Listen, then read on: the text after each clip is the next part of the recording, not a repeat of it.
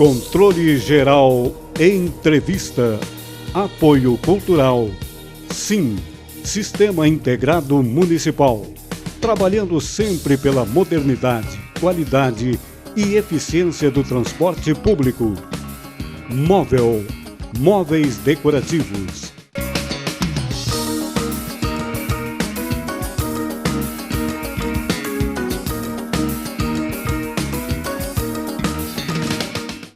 Controle Geral Entrevista tem o apoio cultural do Sistema Integrado Municipal, sim, trabalhando sempre pela modernidade, pela qualidade, pela eficiência do transporte público.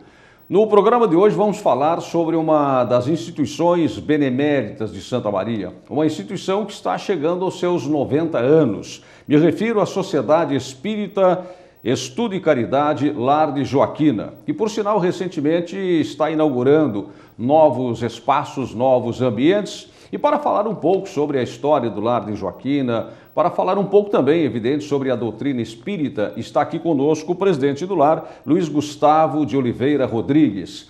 Qual é o objetivo da inauguração desses novos espaços no Lar de Joaquina? Sim, a intenção nossa é de integração, porque nós temos na nossa casa 25 grupos de estudos e acaba a gente não se encontrando muito às vezes em função de outros compromissos, se chega quase sempre no horário. E aí resolvemos, com esse espaço, ter uma sala de leitura, um café, exatamente para esses encontros assim. Perfeito. Além disso, nós também estamos inaugurando uma sala para grandes grupos, em torno de 40 pessoas, já para cursos mais especializados um pouquinho do que se tem lá os outros espaços. Falasse em curso, vamos aproveitar para oferecer então aos nossos telespectadores um resumo do que seja o Lar de Joaquina, essa instituição benemérita de 90 anos, está indo para os seus 90 anos. O que é o Lar de Joaquina, o que oferece, qual é a rotina do Lar de Joaquina? Certo. Vamos dizer assim, o nosso melhor trabalho se refere às crianças. São 120 crianças em turno integral. De manhã, aula, de tarde, a parte que eles se mantêm na escola, vamos dizer assim, elevando então com que as famílias tenham o proveito de poder deixando os filhos ali, pais e mães trabalharem, né, tendo condições melhores para o sustento então dessa mesma família. Quantas crianças? 120 crianças. 120 crianças, é um número expressivo. Sim, do primeiro ao quarto ano, por enquanto. Estamos pretendendo também ampliar, trazer crianças de uma idade em torno de 4 anos, no primeiro pré, no segundo pré, para exatamente, vamos dizer assim, apoiarmos as famílias e as crianças, as crianças diretamente e as famílias indiretamente, vamos dizer assim, possibilitando então que eles se ocupem desses horários para o trabalho. E de onde vêm os recursos para manter esta e outras obras do lar? Certo. Nós somos uma entidade que depende muito de projetos, né? Mas vamos dizer assim, nós temos 6 professores cedidos pela prefeitura e os projetos complementariam então o turno inverso. Além disso, nós temos algumas promoções, inclusive entre o café, no caso, para ter uma fonte de renda, mas nós temos uma livraria, temos um brechó e temos risotos e alguns chás que nós vamos mantendo exatamente para buscar fontes de renda, então, né, para nós termos o sustento com 3 refeições diárias para todas as crianças, com 30 empregados, né, o que nos deixa assim, numa condição de que temos que trabalhar, né, muito para que essas coisas todas se realizem. Bom, tendo por princípio, né, a caridade, mas tendo por conteúdo a doutrina espírita, qual é o público que frequenta? Como é que as pessoas, de uma forma geral, têm acesso ao Lar de Joaquina? Sim, nós temos 4 horários de palestras públicas, né, onde a pessoa que não tenha nenhum tipo de ligação com a casa espírita pode então frequentar. Seria segundas-feiras às 20 horas, terças-feiras às 17 horas, quintas-feiras às 19 horas e sábado às 17 horas. Além disso, tem um programa novo que nós estamos começando desde abril, que seria o Fórum de Espiritismo. é para aquela pessoa que ainda não está em um grupo de estudos, mas quer mais do que uma palestra, quer discutir assuntos básicos do Espiritismo. O que tem dado muito certo, por sinal, bastante público. E o público nosso é bastante variado também. Além de atingir todo o centro da cidade ali, existe uma parada de ônibus em frente à nossa casa espírita. Então, às vezes, aparecem pessoas de todos os locais em função desta facilidade, vamos dizer, de acesso, vamos pensar assim. E as pessoas que frequentam o lar para a busca de informação através dessas palestras, né? Elas precisam ter algum vínculo com a entidade, precisam ser sócios, precisam ter alguma vinculação também doutrinária com o lar de Joaquina? Não, na primeira etapa, né, que seria assim aqueles que frequentam palestras, não há nenhum tipo de ligação. É uma casa aberta ao público nesses horários, né?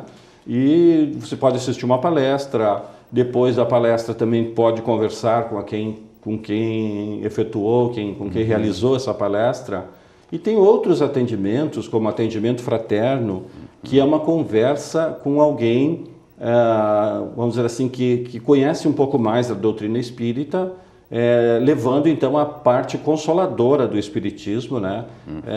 E aparecem pessoas com problemas os mais variados possíveis para conversarem, né? E tendo como base, como o Espiritismo tem, né? Como a doutrina do Cristo tem, a vida futura, muitas coisas começam a se explicar a partir dali. Então, nesse sentido que a doutrina se torna consoladora, principalmente para alguém que de alguma forma desencarnou alguém em família, alguma coisa assim. As conversas fraternas são bastante importantes nesta busca do entendimento da vida como um todo. A rotatividade dos frequentadores, ela é grande? Existem pessoas que já são conhecidas até pelo tempo que frequentam o lar? Sim, se repete muito.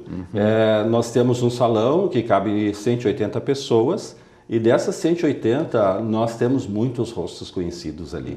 E pessoas que às vezes ficam em palestras durante muito tempo. E lá pelas tantas, às vezes resolvem entrar num grupo de estudos espíritas, e aí sim, esses grupos, a partir do fórum, né, desse programa novo, ele vai transferindo as pessoas depois, mais tarde, para os grupos mais especializados. Né?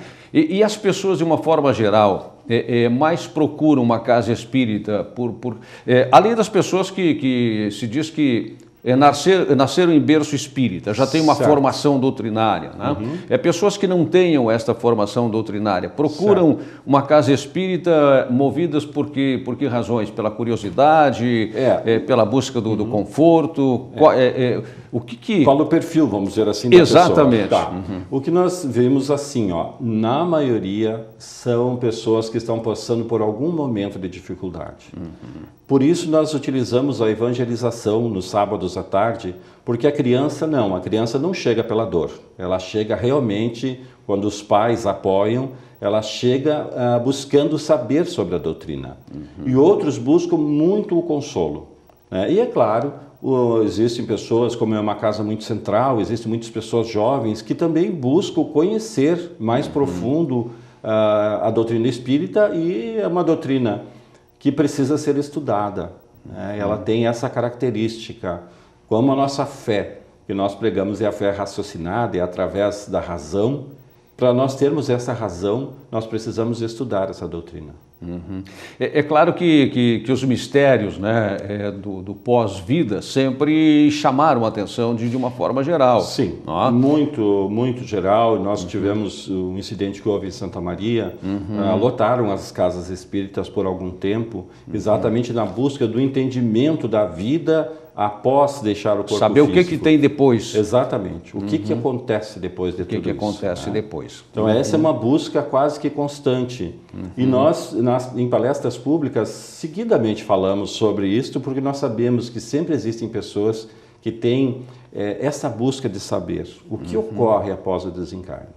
Além de ser uma doutrina que oferece esta informação sobre o que tem depois, muitas vezes até oportuniza, ou pelo menos possibilita a quem ainda está aqui ter alguma informação sobre o ente querido que já desencarnou. Sim. Tem toda essa doutrina voltada, então, para a explicação, né, dos mistérios que existem no depois da vida. Exatamente. Ela volta para isso, né? Assim como Cristo já havia dito, né, sobre o meu reino não é deste mundo. Quando ele fala sobre isso, ele também concita todos nós pensarmos que existem outros mundos, que a vida não se resume do berço ao túmulo, muito pelo contrário.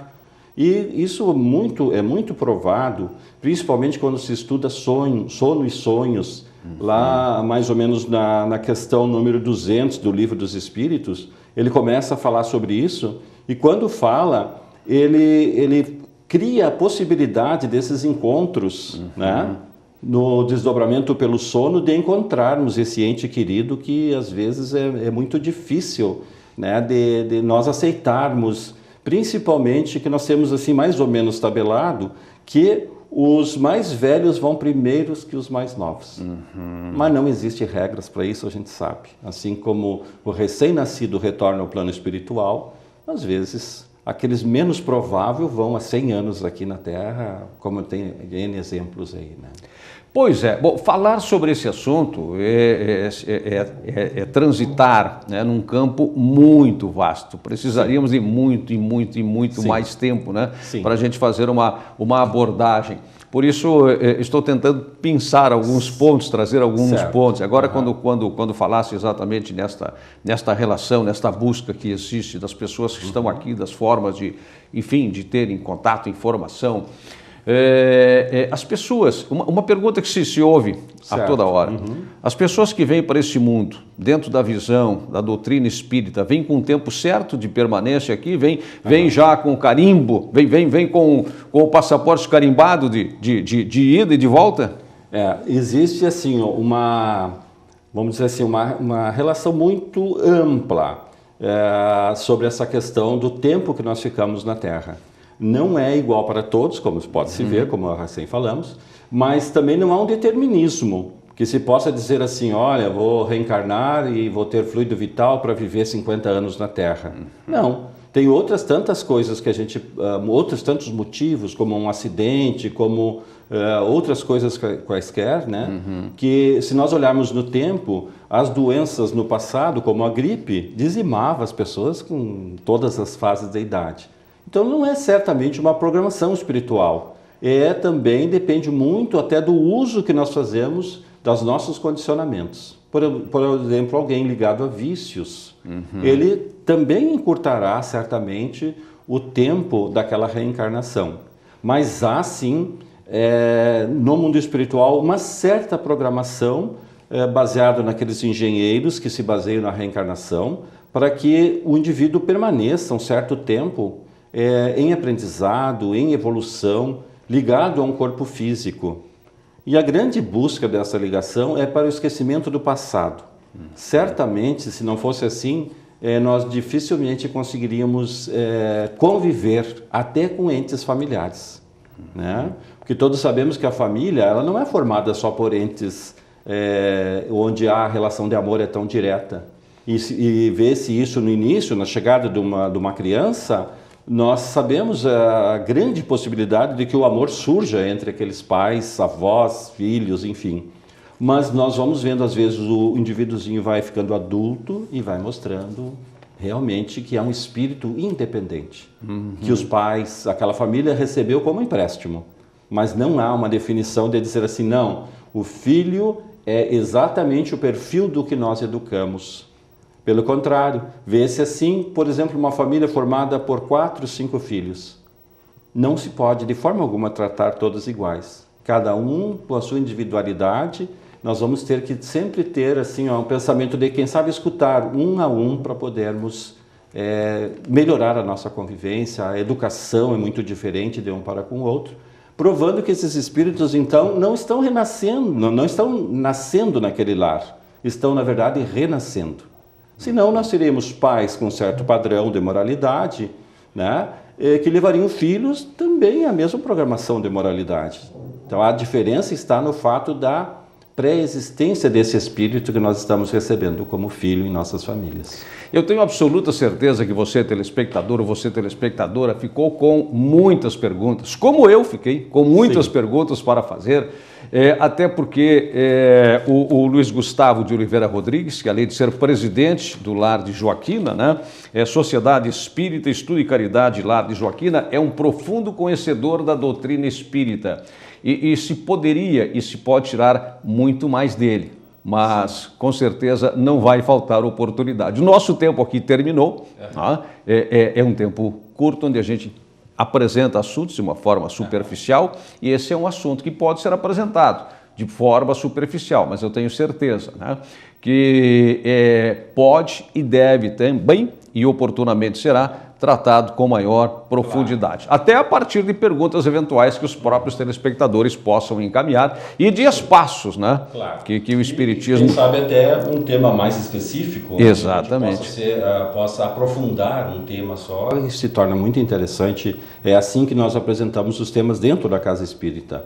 Então, naquela noite, naquele dia, nós apresentamos os temas mais específicos. Né? Ok. E temas, né, eminentemente... espiritualizados, sim, mas temas também ligados com a nossa realidade? Totalmente atuais, né? Porque é muito importante tu trazer, a partir da obra básica do Livro dos Espíritos e todas as obras, não que fosse uma atualização, mas trazer para uma visão dos dias de hoje, para que aquele que está chegando consiga entender melhor, né? Fazer uma correlação entre a vida do dia a dia e a doutrina dos espíritos, para que ela se torne uma coisa mais real na nossa caminhada.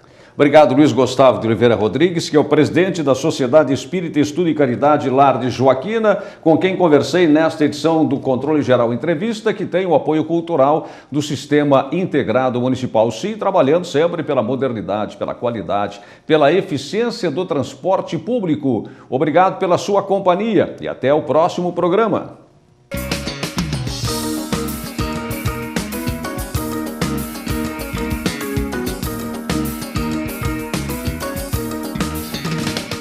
Controle Geral Entrevista. Apoio Cultural. Sim, Sistema Integrado Municipal. Trabalhando sempre pela modernidade, qualidade e eficiência do transporte público. Móveis decorativos.